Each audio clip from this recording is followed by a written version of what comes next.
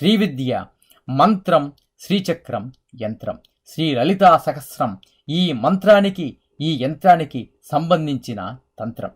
మాతృమూర్తిని స్మరిస్తూ శ్రీమాతృనామంతో ఆరంభమవుతుంది.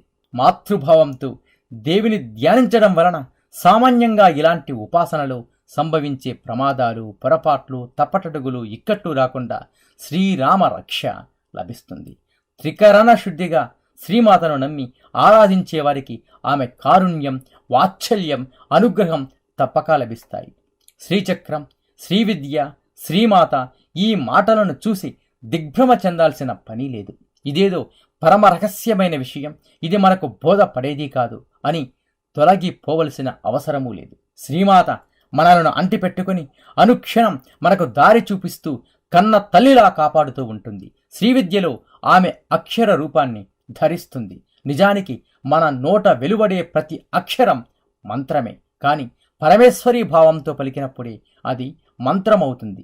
అక్షర ప్రపంచమంతా ఒక్క చిన్మయానంద బిందువు నుండి ఉదయించినది చివరకు బిందువులోనే లయిస్తుంది. ప్రణవ రూపంలో పరమాత్మను దర్శించినప్పుడు ఓంకారమే అన్నింటికీ బీజమని బోధపడుతుంది. ఓంకారానికి కూడా తొలి అక్షరమైన అకారం నుంచి వాంగ్మయ ప్రపంచమంతా ఉదయించి తుదకు ఆ కాలములోనే లయమైనట్టు తోస్తుంది. అలాగే శ్రీరూపంలో చిన్మయిని సాక్షాత్కరించుకున్నప్పుడు ఆ సర్వవర్ణ స్వరూపిణి బిందువులో ఉదయించి సుధా సింధువులో లయించినట్టు గోచరిస్తుంది. శ్రీచక్రంలో రహస్యము ఇదే.